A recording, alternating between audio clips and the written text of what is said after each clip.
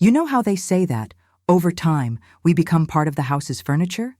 Invisible, silent, just taking up space? Well, that's how I started to feel after I moved in with my daughter.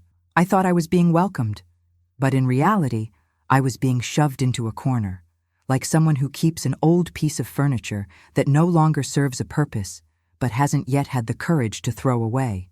The day I heard my son-in-law say, unaware that I was in the next room, that I was dead weight in their lives, something inside me snapped, and something else awakened.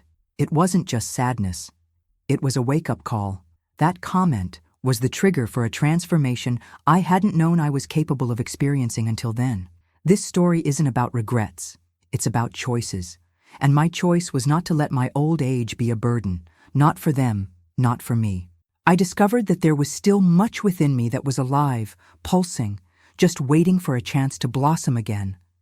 If you've ever felt invisible within your own family, or if you've been swallowing cruel comments disguised as jokes, maybe this is your moment to stop everything and listen to me. Because what I experienced could very well be happening right now to someone like you. Take a deep breath and come with me. It all started when my daughter invited me to live with her and her husband, saying I shouldn't be alone anymore after my partner's death. At the time, I thought it was a loving gesture. She was so insistent, saying the house was big, that her grandchildren would love having me around. And I confess that, deep down, my heart wanted to believe there was still room for me in their lives. In the early days, I was greeted with a certain excitement. My grandchildren showed me their toys, my daughter prepared a lavender-scented room for me, and even my son-in-law seemed cordial. But it only took a few weeks for the curtains to start falling. The smiles became rarer, the invitations to go out dwindled, and I realized I was there, but not welcome. I began to notice small annoyances, the rolled eyes when I forgot something on the stove, the whispers when I said I was tired, and that phrase I heard twice, "Is she still awake?" always said in a tone of frustration, as if I were disturbing something just by existing. It was a silent discomfort, but one that grew with each passing day. My routine was becoming a minefield. Everything I did seemed like too much. If I cleaned the kitchen, it was because I was intruding. If I didn't clean, it was because I wasn't cooperating. If I talked to the kids, it was because I was interfering with their parenting. If I stayed silent, it was because I was looking bad. It was impossible to get it right. And little by little, I began to shut myself off. My daughter, who used to call me every day when she lived alone, now barely asked how I was. She was always busy, always tired, always on autopilot. And me? I began to withdraw. I felt like an unwanted guest in a place that, ironically, had been offered to me as a home. My son-in-law, on the other hand, seemed increasingly impatient. He didn't insult me directly, but he made it clear with his gestures. He slammed doors, sighed loudly when I entered the room, and avoided eye contact. It was as if I were a living reminder of something he wanted to forget. And worst of all, my daughter pretended not to see.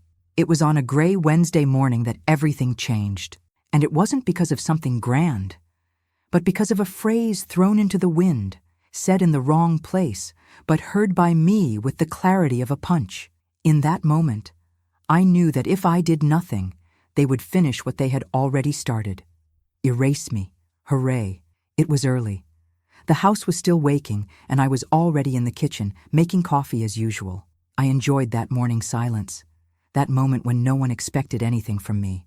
But that day, I dropped the teaspoon behind the cupboard. I went to get it and, inadvertently, got closer to the living room door, close enough to hear what should never have been said. My son-in-law was talking on the phone, thinking he was alone. His voice was low, but each word pierced me like a blade. "She's here, yes, still breathing, but it's only a matter of time. She's just dead weight taking up space." And he laughed, as if he'd made the best joke of the day. My heart stopped, my hands froze, and for a second I thought I might faint right there. I backed away from the door slowly, holding my breath. I sat at the table as if nothing had happened, trying to comprehend what I'd just heard.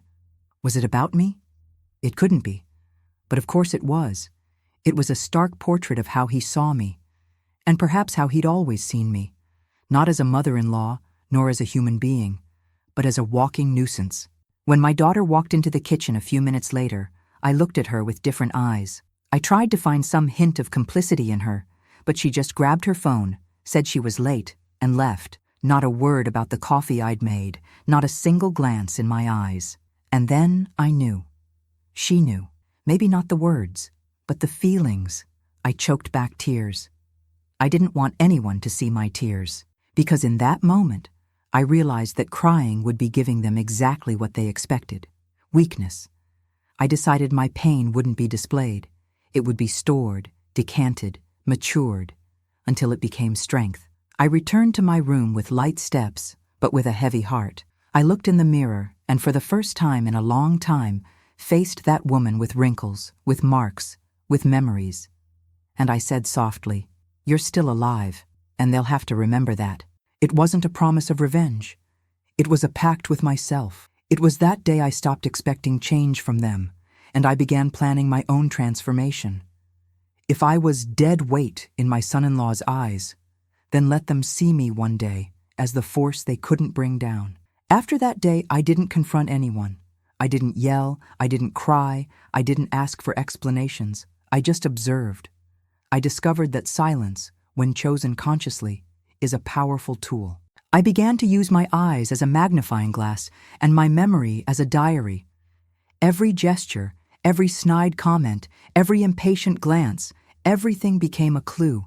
I began to notice how my son-in-law avoided being in the same room with me for more than 5 minutes. When my daughter came home from work, she barely greeted me. My grandchildren, once so close, began treating me with a certain coldness, as if they had unwittingly learned that I was a burden disguised as a grandmother. The tea that had once been served with care now came cold, sometimes with a strange taste. The medicines were always out of their original packaging, and when I asked questions, I heard impatient responses. "Trust me, Mom, you're getting confused." It wasn't confusion. It was lucidity, stifled by contempt. In front of others, my daughter struggled to appear caring. She told me I was difficult, that I needed more attention, that I was becoming forgetful. It was a subtle act, slowly staged, to make me appear fragile, incapable, disposable in everyone's eyes. And worse, I was beginning to doubt myself. It was at this point that I realized I needed an outsider, someone who knew the woman I was before all this. I called Lucia, my longtime friend, who knew my struggles and my strength when I was still raising my daughter alone. She came that same day, bringing empanadas and a welcoming silence. I told her part of what was happening, without dramatizing it. She didn't react with outrage. She just held my hand and said, "They don't know who they're dealing with." That made me laugh, really laugh after weeks. And it was in that laughter that the flame was rekindled. I wasn't a shadow. I was a living, breathing, intelligent, experienced woman. I just needed to remember that. From that moment on, Lucia became my accomplice. She helped me organize my thoughts, distinguish what was real from what was manipulated. Together, we began to devise a plan. One that didn't involve revenge, but recovery, not just of my dignity, but of my story. With Lucia by my side, I began to emerge from that state of numbness. She helped me see that I still had power over my life, even within a house that tried to erase me. We decided that the first step was to regain my autonomy, and that didn't start with arguments, but with information, clarity, and strategy. I rummaged through my document drawer and found important papers still in my name, my retirement, a forgotten piece of land in the countryside, some savings I'd saved. Nothing grand, but enough to remind me that I wasn't a dependent.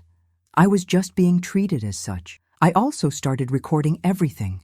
I grabbed an old leather-bound notebook and started jotting down times, phrases spoken, and strange behaviors. Lucia brought me a small tape recorder, the kind that easily hides in an apron pocket. "Are they trying to make you look confused? Then let's show that you're more lucid than ever." Each day, I dropped one mask and donned another, that of strategy. I feigned fatigue to see reactions, asked about non-existent medications just to test my daughter's response. I started stirring the tea before drinking it, and storing pill samples in hidden jars. Every detail became part of the project. It was during this time that I revisited an old friend from my youth, Dr. Samuel. He had been my family doctor for years and was now retired. I confided in him about what was happening and brought everything I had written down. I performed discrete tests and waited. When the results came back, the response was like a blow, but also a liberation. Yes, there were changes in my body, substances that shouldn't have been there. Clear signs of possible slow poisoning. "You need to get out of this house," he said. But I knew it wasn't time yet. Not yet. Before I left, I needed to show the truth. That's when the plan took shape. I wouldn't emerge as a victim. I would emerge as a lucid woman, as an example, as a warning to so many others going through the same thing without understanding that they're being erased, drop by drop. And this story would be told with evidence, with courage, and with the ending I deserved. With the exams in hand and my notes organized, I understood that knowing wasn't enough.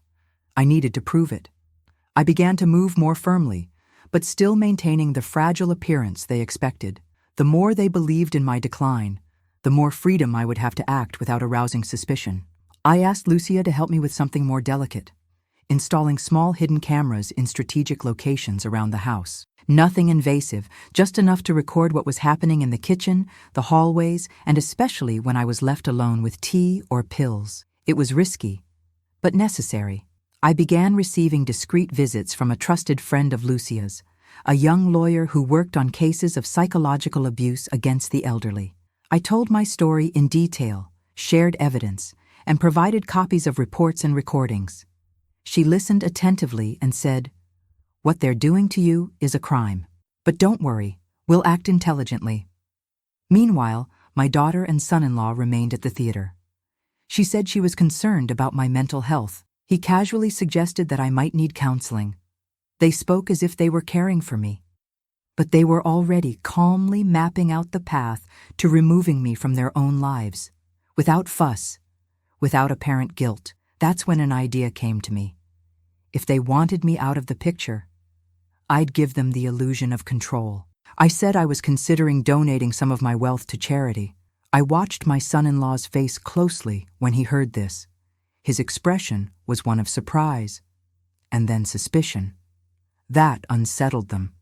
This suggestion set off alarm bells in their minds. My daughter began treating me more sweetly. My son-in-law tried to be nice, even asking me out, something he never did. But I already knew what it was. Last-minute manipulation. They weren't worried about me. They were afraid of losing what they thought they would inherit. Meanwhile, I continued visiting places. I visited an organization that cared for women over 60 who were experiencing neglect. I was moved by the stories, the strength of those women, and the projects that were emerging there. And then I realized, my story wasn't just mine. It was part of something much bigger. There, in that space full of life and resilience, I decided the fate of my home. I wouldn't let it be taken over by those who tried to silence me. It would become a refuge, a center of reconstruction, a symbol that no woman is useless just because she's aged. And my next step? Bring everyone to the table. Literally. I decided to host a dinner. One of those elaborate ones, like the ones I used to host. I said I wanted to thank my daughter and son-in-law for everything they'd done for me, pretending, of course. The idea was to create a celebratory atmosphere, but in essence, it would be a courtroom in disguise, a stage for the truth to come out. I paid close attention to every detail. I chose a hand-embroidered tablecloth, antique china that belonged to my mother, and flowers picked from the garden. I made a point of preparing the main course with my own hands. I wanted everything there to be symbolic, a woman who seemed fragile, but who remained standing, serving her own story with dignity. I also invited two important people, the lawyer who was helping me with the process, and a representative from the institution where I planned to donate the house. I introduced them both as friends from college. My daughter thought it was strange, but didn't question it. And my son-in-law? He just smiled, unaware that it would be his last peaceful smile with me. Lucia and the lawyer took care of the technical side. We installed cameras with built-in audio, discreetly positioned on the lamp, on the living room bookshelf, and in a picture frame. I also left recorders hidden under the table and in my necklace. Yes, I was taking everything seriously. Because when it comes to our dignity, you shouldn't improvise. You should plan. At dinner time, everyone was seated, glasses raised, plates served.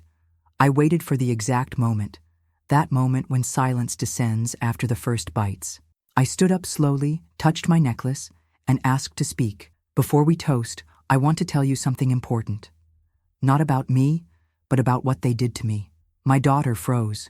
My son-in-law stopped chewing. The institution's representative remained silent, and the lawyer discreetly opened her file.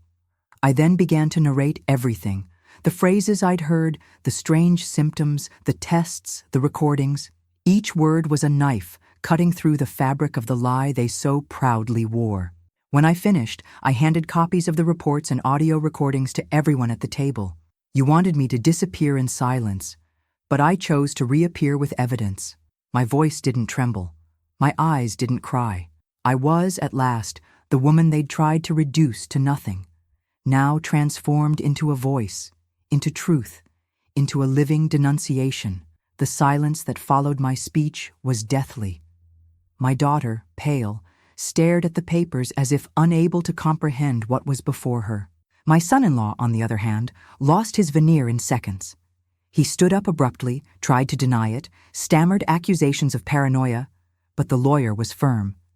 It's all documented, and it will be forwarded to the authorities. The institution's representative remained serious, but her eyes spoke volumes. She knew this dinner was more than just denunciation. It was living history. It was resistance. It was a woman breaking a cycle of erasure, with class and strategy. She stood, shook my hand, and said, "What you did here will resonate in many lives." My daughter tried to reach out to me, saying she knew nothing, that she had no idea what he was doing. But the videos showed more than actions. They showed inaction. They showed his absence in the moments I needed him most.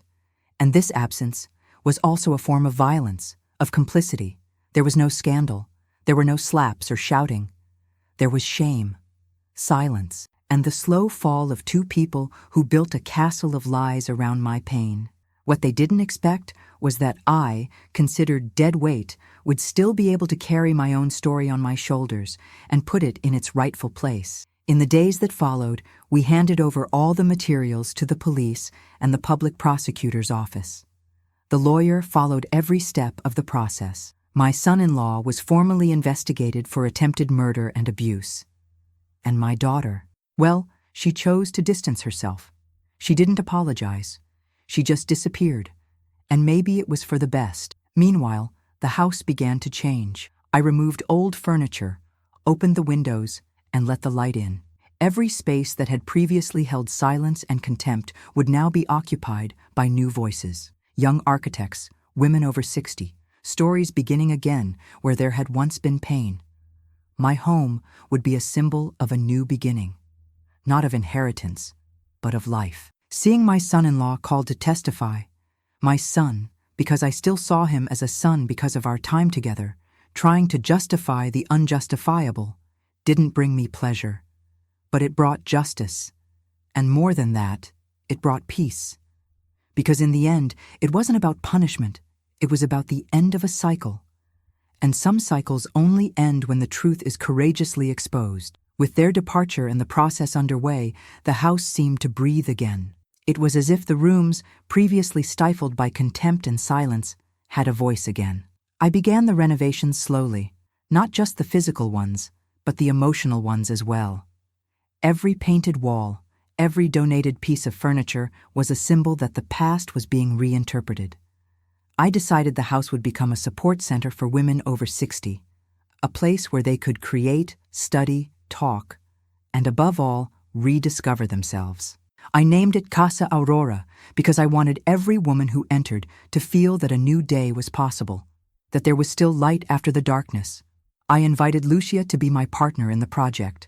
She agreed without hesitation. She said she also needed a greater purpose. Together, we began mapping out courses, partnerships, and workshops. Psychologists, social workers, holistic therapists, all women who, like us, knew that starting over is possible, but never alone. I returned to something I'd neglected: drawing. Not buildings or structures, but emotional maps, projects of personal reconstruction. I taught some women how to sketch plans of their dreams, and I heard stories that made me cry, laugh, and above all, recognize myself. I wasn't the only one who had been erased, and now I was no longer alone. Little by little, the center began to come alive. Women who came just to see what it was like ended up staying. Some embroidered, others read, some just wanted a quiet corner of respect. And that was enough, because deep down, that's all most of us needed. A place where being seen wasn't an exception.